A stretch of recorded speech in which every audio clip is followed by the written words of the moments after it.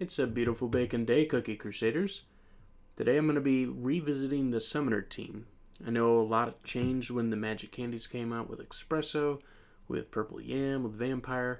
Just them being able to target specific pieces of your teams really put a kink in how the Summoner team worked. So I went back and I visited it to rethink what was possible to make it still viable in PvP Arena and other game modes, of course. Now, the main thing is you'll notice that instead of running Snow Sugar or Licorice or another healer or Espresso or things like that, we're running Clotted specifically.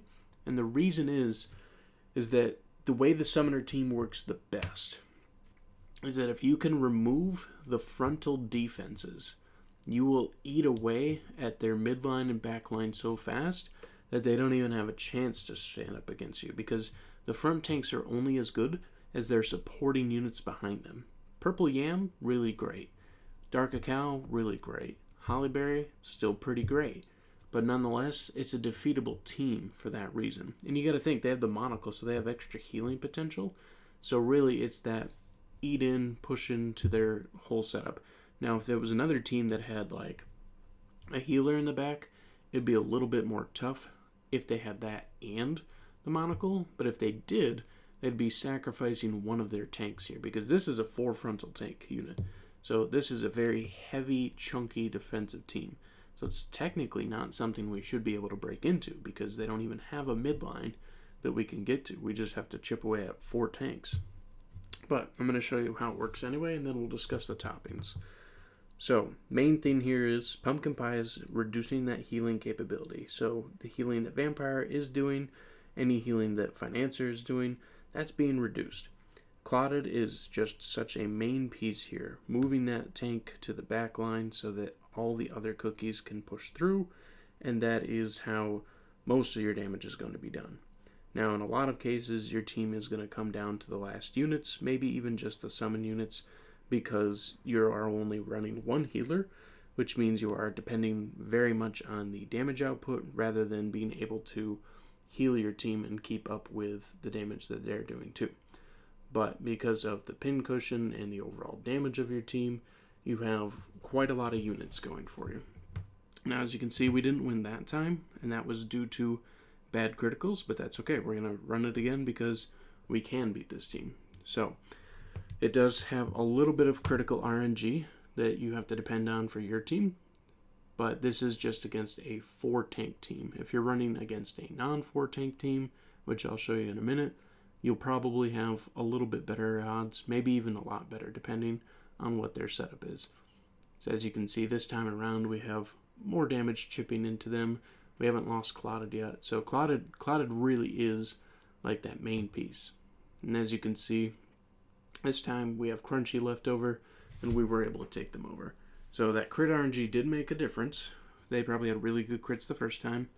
This time, Crunchy and Clotted were the main damage dealers, the damage being received, mostly on Crunchy's side too, and Cotton was our only healer.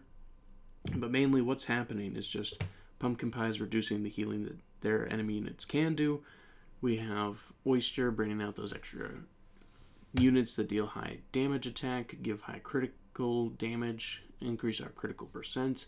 So it's a lot of pieces moving, and so a lot of timing happens too. Now if we go into the toppings and show you, we aren't even really running the best toppings. If we were, we would probably be destroying that team instead. Now here's why. We've got 2 units that have really good damage resistance here, and really good stats according to what they need to be running. Crunchy was doing a lot of damage, a lot of criticals were happening, it was working well. Clotted was doing a lot of attack power and high cooldown, getting those attacks out and getting that lockdown to happen as much as possible. Pumpkin Pie, great damage, some critical resistance, but really not much damage resistance, so we didn't have much protection for Pumpkin Pie in that scenario.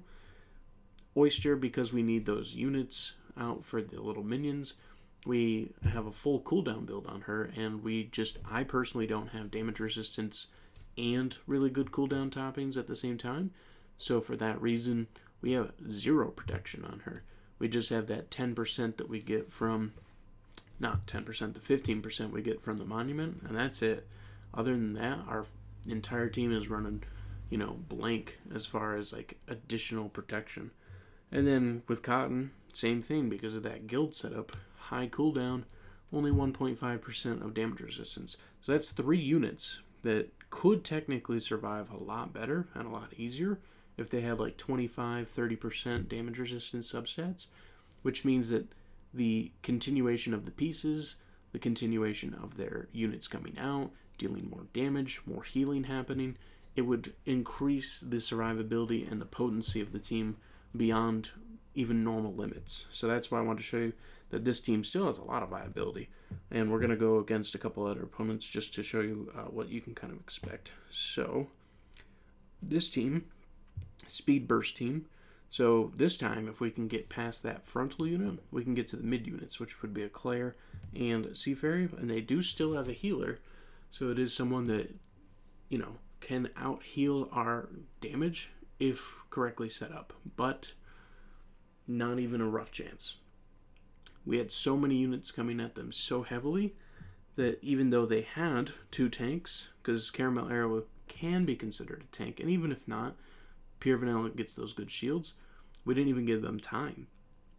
Oyster, with that high cooldown setup, even though Oyster has 0 damage resistance, 1,000,000 damage within 8 seconds. 8 seconds for 1,000,000 damage from Oyster. Those little Oyster minions, the higher you get that cooldown, the higher their attack is. So that's just burst power damage coming right out the opponent's face with 4 units if you're running the clock and have that high cooldown. So you can see Oyster really pulled the massive amount of weight here, outshining every single cookie on the field. Barely even gave time for Pure Vanilla to do any healing, and it's because Pure Vanilla has a long cooldown.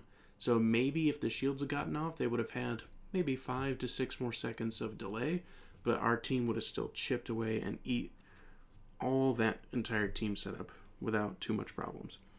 So we're going to go ahead and test against one more team. So here, technically, we have a counter to us, and that's Espresso. Espresso does really great. Same with Clotted, actually, against Summoner teams.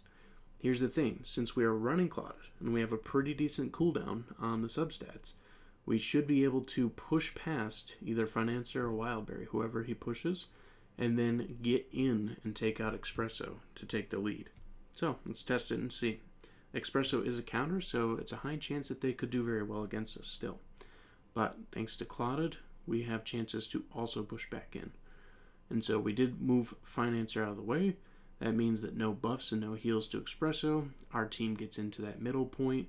We start dealing that heavy damage. And there we go. We've absolutely conquered their team because we've just shoved their tank out of the way. So if you're running Summoner team, or you want to run Summoner team, this is how you're going to have to set it up. You're going to need a strong Clotted cream cookie. You're going to need a really good one. And preferably better toppings than I have on pumpkin pie, oyster, and cotton, if you can. But there's the analytics too.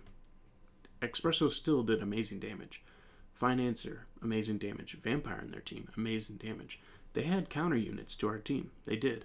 But because of Clotted, we had the correct pieces and movement to push in anyway. Didn't matter. Didn't matter that they had 2 amazing tanks in the front. We still bypassed that. All thanks to Clotted. So it wasn't really Clotted's damage that we were necessarily focused on. We were focused on the utilitarian tool to push back. Which, in that sense, if you want, you can actually run a full cooldown Clotted, and you have better chances to get that push sooner. And that means you maybe have chances to get into that middle line sooner. Because once you take out that middle line, you almost have pretty high chances to take out the back line too, just because of the speed and how many units are on the field. If you don't, usually the back line is not filled with problems unless they're running like a full DPS team, like Frost Queen, Sea Fairy, a Claire, maybe T-Knight. So unless you're running against something like that, you're not going to really have to worry too much about the back line. It's that midline first. That midline has some of the most powerful cookies right now when it comes to specific team setups, especially like this. So if you want to run summoners, get Clotted.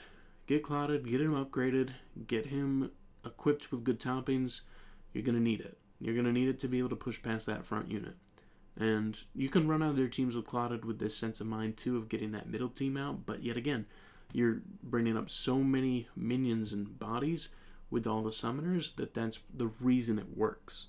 So if you're not doing that specifically, you might still have a tough time. You need fast units. There are other fast units you can run, but you have so many different bodies hitting against at the same time that even with high damage resistance, your team's just going to be pile driving through. And it's a really fun setup. So I still love summoners like crazy. I hope that we get new summoner units coming out soon. That would be amazing. I'd love to see it.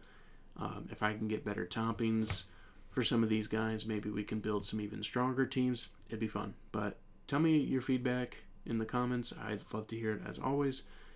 Do you still love summoners? Do you think they're even viable in the high Grandmaster tiers? I don't know. It'd be cool to see what you think. But regardless, thank you so much for stopping by, and I hope you have a wonderful day.